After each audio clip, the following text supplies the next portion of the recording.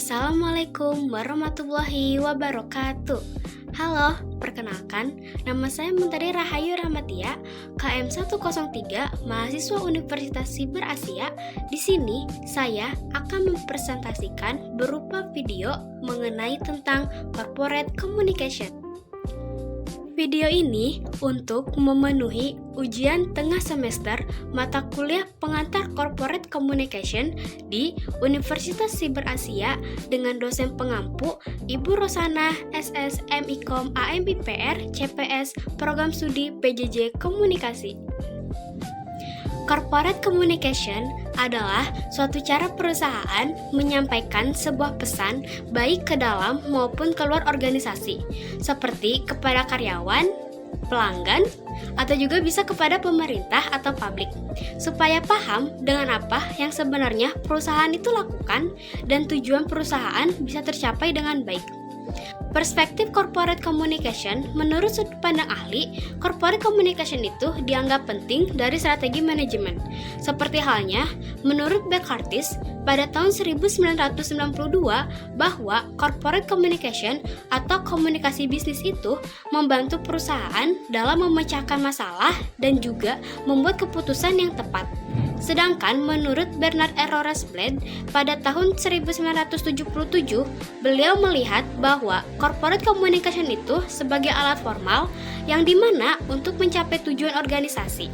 Dalam dunia bisnis yang modern, corporate communication juga berperan dalam membangun citra, memperkuat hubungan, dan juga memastikan bahwa semua pihak bisa memenuhi visi dan juga misi perusahaan tersebut.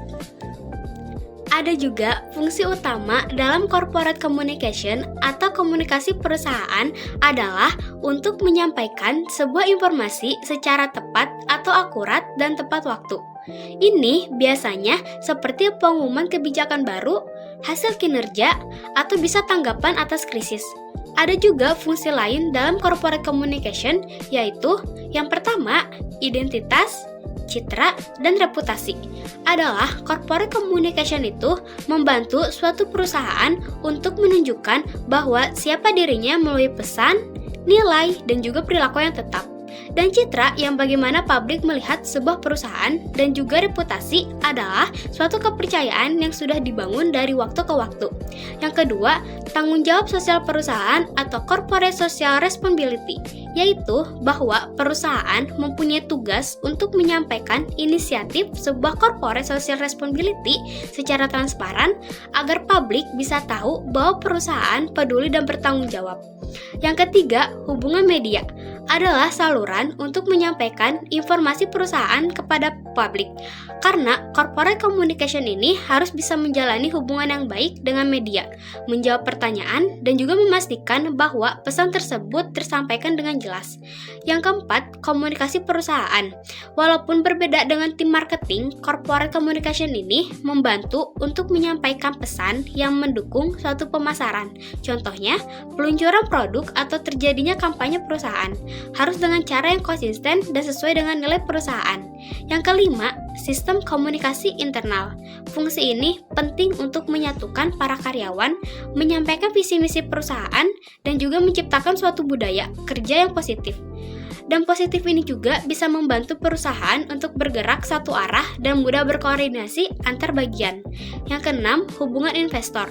Fungsi ini bertugas untuk memberikan informasi yang jelas dan juga transparan kepada investor agar mereka percaya dan terus mendukung perusahaan tersebut. Yang ketujuh, hubungan pemerintah. Perusahaan harus bisa menjalin hubungan yang baik dengan pemerintah, apalagi dalam mematuhi regulasi dan juga menyampaikan laporan yang tengah dibutuhkan. Yang kedelapan, komunikasi krisis. Pada saat terjadi masalah atau pada saat krisis, corporate communication harus bisa cepat merespon, memberikan informasi yang sejujurnya, dan juga mengelola dampaknya agar sebuah reputasi perusahaan bisa baik dan harus tetap terjaga. Perusahaan memiliki posisi atau kedudukan sebuah corporate communication, yaitu yang pertama, informatif, di mana corporate communication bertugas menyampaikan suatu informasi yang telah dibutuhkan bisa ke dalam maupun keluar perusahaan, seperti memberi informasi tentang adanya kebijakan baru, hasil rapat, atau juga pencapaian perusahaan, agar semua pihak bisa tahu dan juga bisa mengambil keputusan dengan baik dan benar. Yang kedua, regulatif. Pada kedudukan regulatif, komunikasi berfungsi untuk mengatur atau mengarahkan perilaku sebuah anggota organisasi. Oleh itu, perusahaan pakai komunikasi ini untuk memberi instruksi, aturan, atau prosedur yang harus diikuti agar menjaga kedisiplinan dan kejelasan sebuah tugas.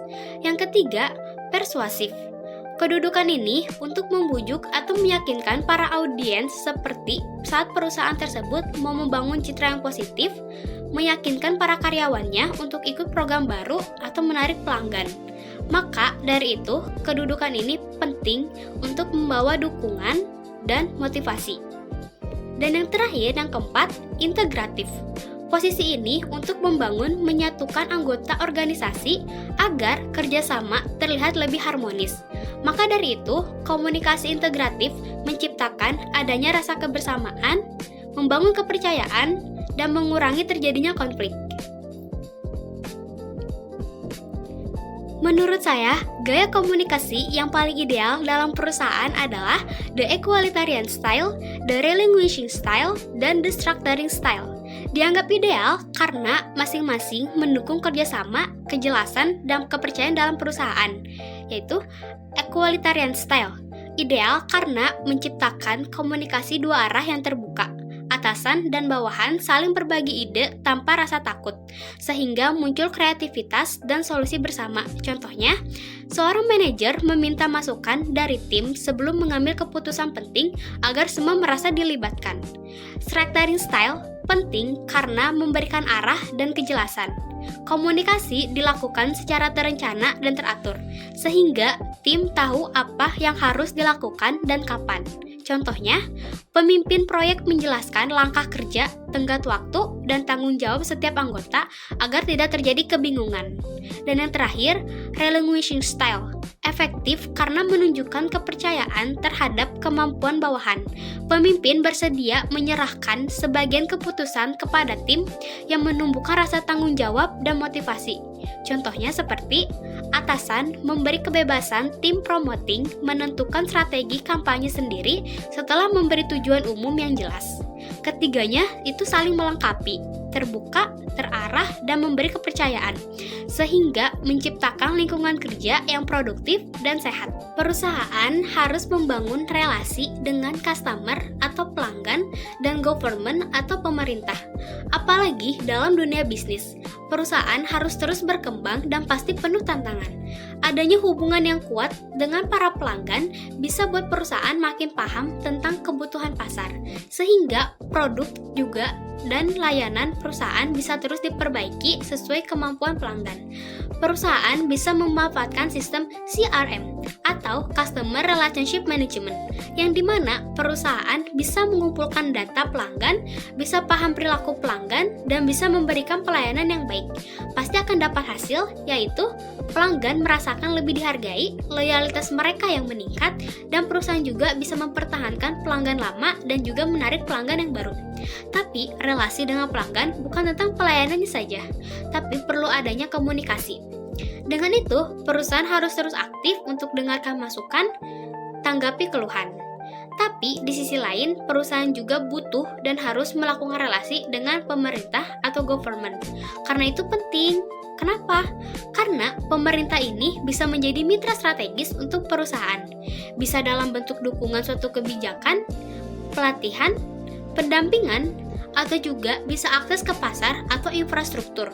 Dengan itu, perusahaan harus menjalin komunikasi yang rutin dan aktif untuk berpartisipasi dalam asosiasi industri. Karena bisa saja perusahaan cepat mendapatkan izin, dapat informasi tentang adanya regulasi baru, dan juga berkontribusi dalam perumusan kebijakan publik yang mendukung bisnis. Intinya, melakukan relasi ini tidak bisa instan. Perusahaan harus konsistensi, berkomitmen, dan selalu melakukan komunikasi dua arah. Perusahaan juga harus proaktif, bukan sedang saat butuh sesuatu saja, tapi juga saat mau berbagi informasi, masukan, atau hanya mempererat hubungan. Hasilnya, baik customer maupun government akan merasa bahwa perusahaan menghargai dan dengan mudah mengajak kerjasama dengan jangka yang panjang. Identitas itu seperti ciri khas yang telah dimiliki perusahaan, misalnya nama, logo, warna, desain, visi, misi, dan juga nilai-nilai inti. Jadi, ini adalah landasan yang menunjukkan bahwa siapa perusahaan itu dan apa yang ingin disampaikan ke publik. Contohnya, kayak aplikasi Gojek online yang punya logo warna hijau, nama aplikasi yang mudah diingat, dan adanya slogan. Sedangkan citra seperti persepsi atau kesan dari masyarakat ke perusahaan, bisa berdasarkan pengalaman, komunikasi, atau interaksi.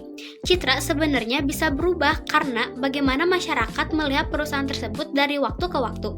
Contohnya, banyak orang lihat aplikasi ojek online ini sebagai perusahaan inovasi dan juga bantu kehidupan sehari-hari mereka. Itu citra yang dibentuk karena dari pengalaman sang pengguna dan juga pemberitaan media. Dan reputasi itu nilai dalam jangka panjang dari semua pihak seperti dari pelanggan, mitra, atau investor kepada perusahaan. Reputasi ini dibentuk dari kinerja yang nyata, konsistensi, dan juga adanya tanggung jawab perusahaan pada semua stakeholder. Contohnya, kayak aplikasi online shop yang dikenal sebagai marketplace yang jarang ada kasus jadi bisa dipercaya. Itu adalah reputasi yang telah dibangun dari pengalaman para pelanggan yang nyata selama bertahun-tahun. Jadi, intinya, identitas itu nyata dan juga bisa dilihat. Sedangkan citra itu persepsi orang dan reputasi itu penilaian yang dalam jangka panjang dari pengalaman yang nyata.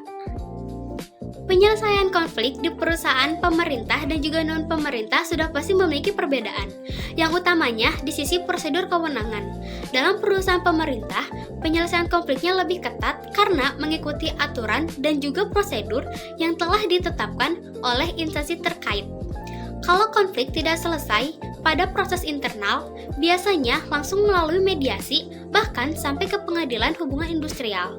Tapi, kalau di perusahaan non-pemerintah, prosesnya lebih fleksibel, tapi tergantung kebijakan internalnya perusahaan tersebut, dan juga kesepakatan antar pihak yang telah terlibat, karena mereka bisa menyelesaikan secara internal atau juga menggunakan mediator independen tanpa melalui jalur hukum. Tahapan penyelesaian konflik di perusahaan yaitu yang pertama, mengumpulkan data dan informasi yang berkaitan dengan konflik, minimalnya untuk mengetahui penyebab konflik tersebut secara objektif.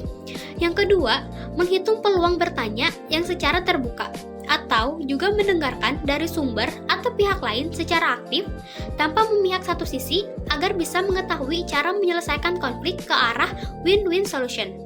Yang ketiga, menyarankan pihak-pihak yang terlibat dalam konflik untuk melakukan solusi atau berkompromi.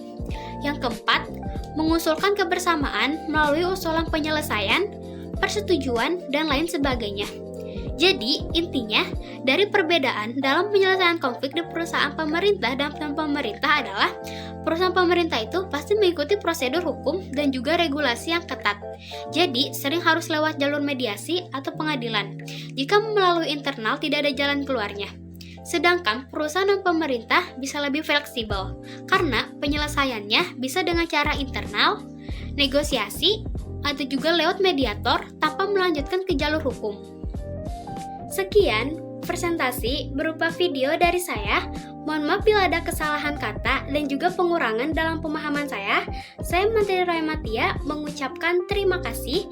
Wassalamualaikum warahmatullahi wabarakatuh.